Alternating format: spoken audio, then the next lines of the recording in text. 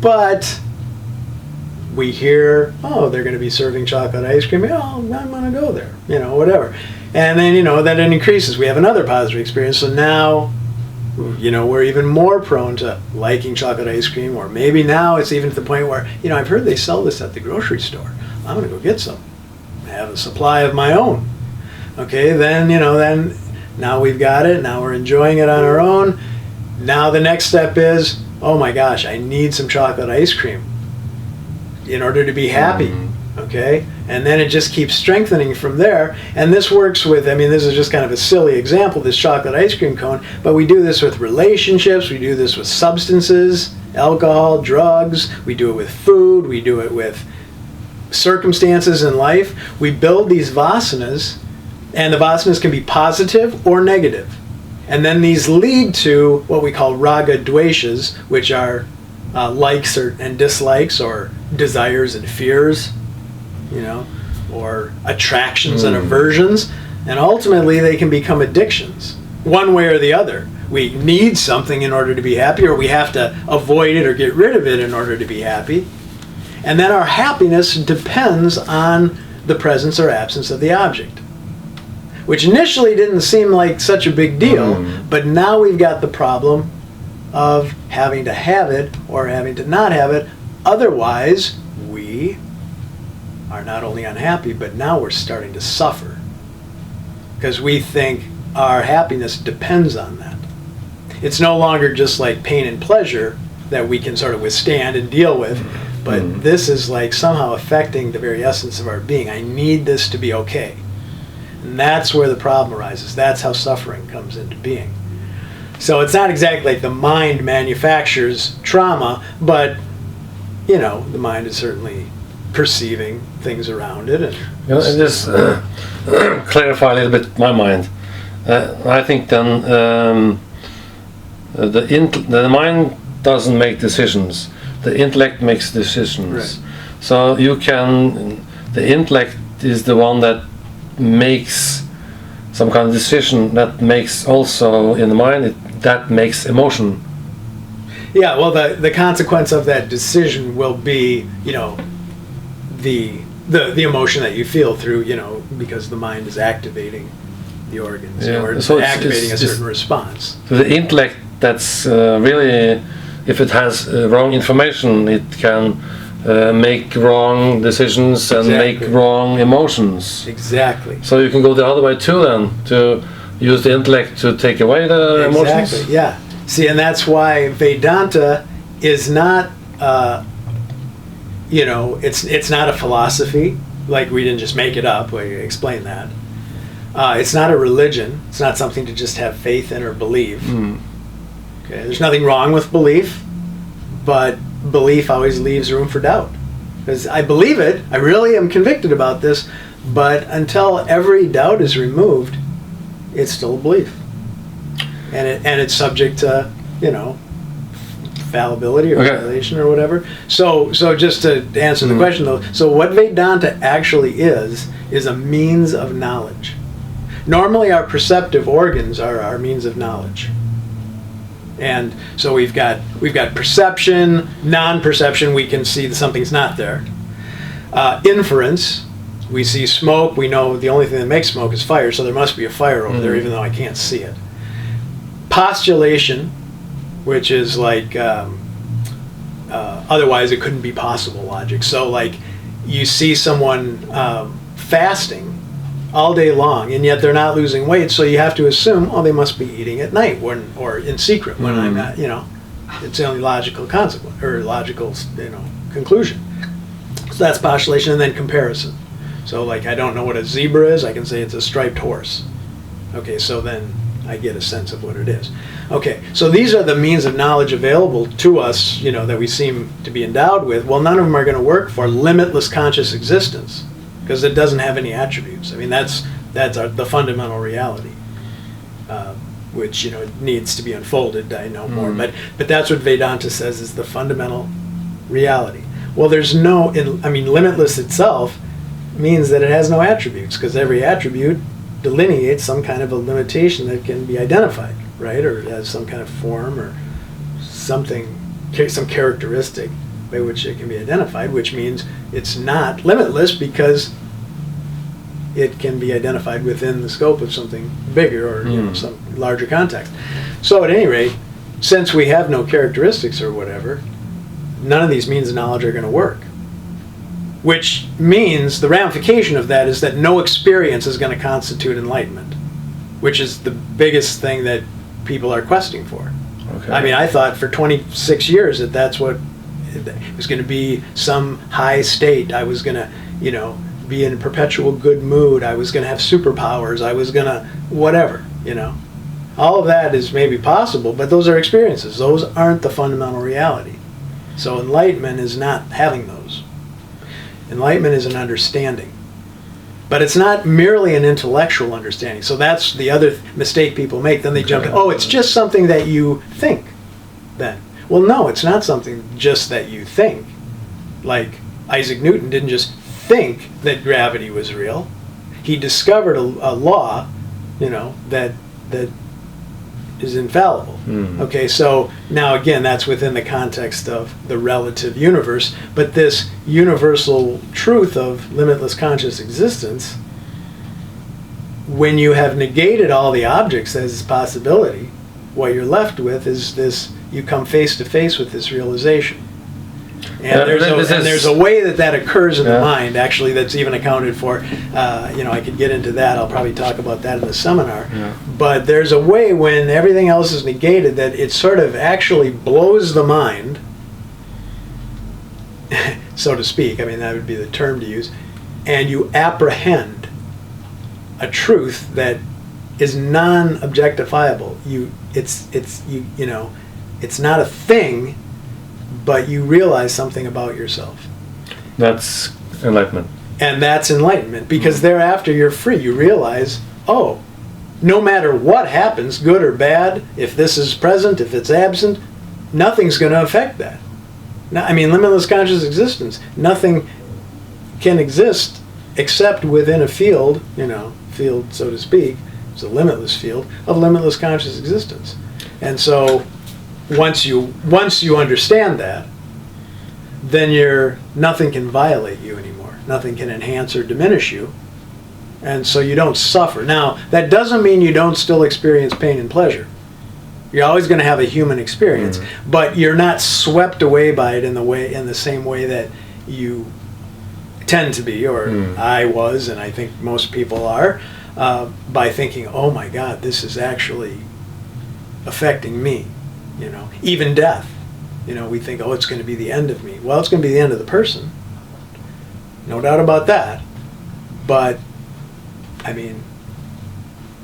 we can verify that just because people die, existence doesn't cease to exist. So, there's and I guess, that's the thing that Vedanta brings us to, is this realization that you're not really the person you think you are. You're identified with that, and you're certainly associated with the body-mind-sense complex, and it's great. It's great to revel in that and to express through that. But that's not the fundamental truth of who you are. Can I just, we almost talked an hour already. Wow. This is, we're way over time now. I need to just wrap it up a little bit, and I just want to try to say it in my words. Yeah. The one thing is important for me, that is that every emotion it comes from a belief. Yes. And your intellect makes the beliefs. Yeah, exactly. Yes. Yeah. So I think that's a little bit important to know about. If all the people that has raging emotions, so these emotions you have made yourself. And you're talking about how to take these emotions down, look at them, and maybe get rid of them because you get some kind of revelation. Yeah. Well, these vasanas that I mentioned, I don't mean to interrupt, but just a quick point. These vasanas that I mentioned, these impressions that lead to our likes and dislikes, can be neutralized. Yes. So, whereas, as they develop and grow stronger and stronger and stronger, they begin to control us. There is a way, because we're never going to be vasana free. The only reason that we're in a body in the first place is to express the vasanas. These desires, you could liken them to desires. Okay, karmically speaking, if we got into the whole idea of reincarnation or whatever, the thing that brings us in the body is these desires need to play out. Okay? So there's nothing wrong with that, but when we get identified and we think that those are us and that the way they play out is affecting us, then that's where we suffer. Yeah. And then if we have too much vasanas, or can we call it traumas, or yeah, sure, something? If we have too much left when we die, we have to be reborn again. Yeah. As long as there are vasanas and you feel like they belong to you, and you're going to be born into the soul, so to speak. The subtle body will find another body to inhabit, another lifetime, so that more of those vasanas can play out. And the only end to that is to realize, oh, those aren't actually me. Yeah, and then it's very important to don't make new ones. Yeah, and that comes simply from understanding. We're always going to act. So it's actually, curiously enough, and this is really kind of counterintuitive, is that, a term that you hear in the spiritual world and that Vedanta uses is we're a non-doer. We're not an actor, Well, that doesn't mean that we don't do things. Non-doing has nothing to do with whether you're doing or not as a person. It's an understanding where you realize limitless conscious existence isn't actually doing anything. This entity that's appearing within it is taking all sorts of forms, and we liken it to like the waves in the ocean. Well, the water's not actually doing anything. Water's water. It's not changing, no matter what form it takes. If it's a wave, if it's a ripple, if it's foam, if it's splash, if it's whatever, whirlpool. The water's not actually doing anything. These waves seem to be doing something. But so then when you realize that, then all of a sudden you realize nothing's really affecting me. It always comes back to that, that because that's what causes our suffering. So then that alleviates the suffering. Then we're free to act as human beings and live our lives. But we realize that, ultimately, it's not really affecting our essential nature. So we get one of the last questions. If you have this, I don't remember the word, trauma, take that as an example. If you understand, you can use the Vedas or Vedanta to understand your trauma. Yes, totally. Then when you really understand your trauma, will it disappear? Go over to energy. If you really understand it. Yes. Yeah. It's really not so much, it's not like psychotherapy in that you have to understand where it came from and process the emotions and stuff like that. There's value in that for the person as an individual, but that's really not what Vedanta is about. What Vedanta is about is to reveal you're not this person that you think you are. Your essential nature, again, we keep coming back to that point, is not really being affected. You can shape the Play-Doh or the clay or whatever into any form, or the water can take any form, but it's not affecting the essential nature of the substance. So when you understand that, then it alleviates the suffering. But until, it takes a while to assimilate that. It's not easy because vasanas are vasanas because they've been reinforced, they're vasanas because they're vasanas, but what happens is they become the reason they're likes and dislikes, and that they can be so binding, we call it, and have such a deleterious effect on us, and cause suffering, is that they get reinforced over time, and then they're just deeply ingrained in us, so it's not easy to just overcome that. So through the logic of the teaching methodology of Vedanta, you can really pick it apart, your experience, and you can see, oh, this can't be me. And ultimately, when the truth's revealed, it is the truth, so it's going to ultimately win in the battle with the mind, you might say, or the antakarna, the ego, maybe you could say. But it's going to take some time. So you just have to keep going over the teachings, keep reminding yourself over and over.